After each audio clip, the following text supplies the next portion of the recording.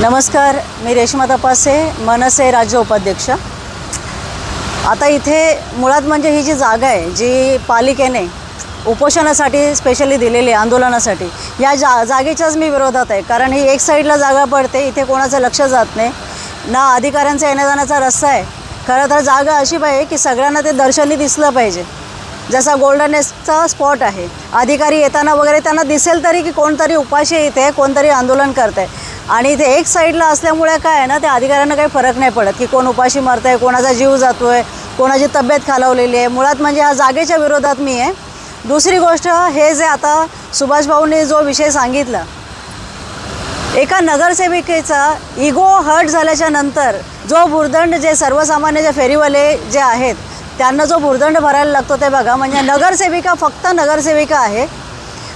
फेरीवाला समिती ही मीरा भाईंदरमध्ये निवडून आलेली असताना अजून त्या समितीला पालिकेत बसायला जागा दिलेली नाही आहे। दुसरा विषय, ह्या फेरीवाला समितीच्या वरती जे व्यक्ती आहे ते म्हणजे आपले कमिशनर राधा विनोद शर्मा।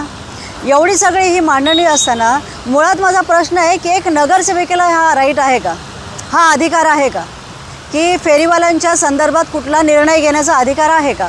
बरं, हे शानू गोयल हे मला वाटतं 2-3 टर्मची नगरसेविका आहे जसलपाकमधून, आणि या 2-3 टर्मच्या नगरसेविकेला हे वर्षानुवर्ष म्हणजे गेले 30-35 वर्ष हे फेरीवाले त्या जागेवरती धंदा करतात, आपला उदरनिर्वाह करतात, आणि हे सगळे पात्र फेरीवाले आहेत। तर ह्या नगरसेविकेला इतकी वर्ष, म्हणजे मला वाटतं 15 वर्ष तर 30 नगरसेविका आहे या विभागाची, 15 वर्ष आहे ना ते। या 15 वर्षामध्ये त्या नगरसेविकेला एकदाही ह्या रस्त्यात वाहतुकीचा अडथळा दिसला नाही का? कधी तिच्याकडे तक्रारी आल्या की नाही आल्या? बरं, पात्र फेरीवाल्यांना एकतर धोरण काय पालिकेचं, पात्र फेरीवाल्यांना बसवायचं की नाही बसवायचं? बरं, पात्र किंवा अपात्र फेरीवाला वेगळी गोष्ट आहे। जे पावती गोळा करता, तुम्ही पावत्यांचा टेंडर काढता, पात्र फेरीवाल्यांकडनं पण घेता, अपात्र फेरीवाल्यांकडनं घेता, मग ह्या पावत्या का गोळा करता? नगरसेविका जी आहे शानू गोयल, जो विषय सांगितला सुभाष भाऊंनी, एका मराठी मुलगा जो पाणीपुरी खायला आलेला आणि ह्या नगरसेविकेचा इगो हर्ट झाला, तिचं म्हणणं होतं की फेरीवाल्याने मिळून त्या मुलाला मारायचं। म्हणजे हे वाद आहेत ना, मराठी अमराठी वाद, या पक्षात असलेल्या भाजपच्या नेत्यांना हा वाद हवा आहे, सर्वसामान्य लोकांना नको आहे। मागच्या वेळेस पण जो मराठी आंदोलन झालं तोही वाद यांचे जे आमदार होते यांनी हा वाद पेटवला, आणि तेव्हा जाऊन मारवाडी जैन समाजाने मराठीच्या विरोधात मोर्चा काढला, मग मराठी समाजाने त्यांच्या विरोधात मोर्चा काढला।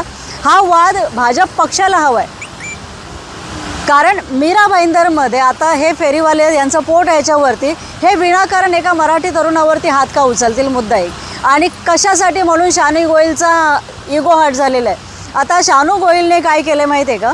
फेरीवाल्यांना हटवलं आहे आणि त्या ठिकाणी फुटपाथ बाजूला आहे, फुटपाथचं रेलिंग वेगळं आहे, आणि रस्त्यावरती, बरं का, रस्त्यावरती, ज्या रस्त्यावरती या फेरीवाल्यांचे धंदे लागत होते त्या रस्त्यावरती तिने 3x2चे कुंड्या, झाडाच्या ह्या कुंड्या आणून बसवल्यात, आणि हे जे रेलिंग आहे, हे जे दिसतं आहे फोटोमध्ये, हे जे स्टीलचं रेलिंग आहे, हे तिने रस्त्यावरती लावलेलं आहे। बरं, रस्ता कुणाच्या बापाचा आहे का?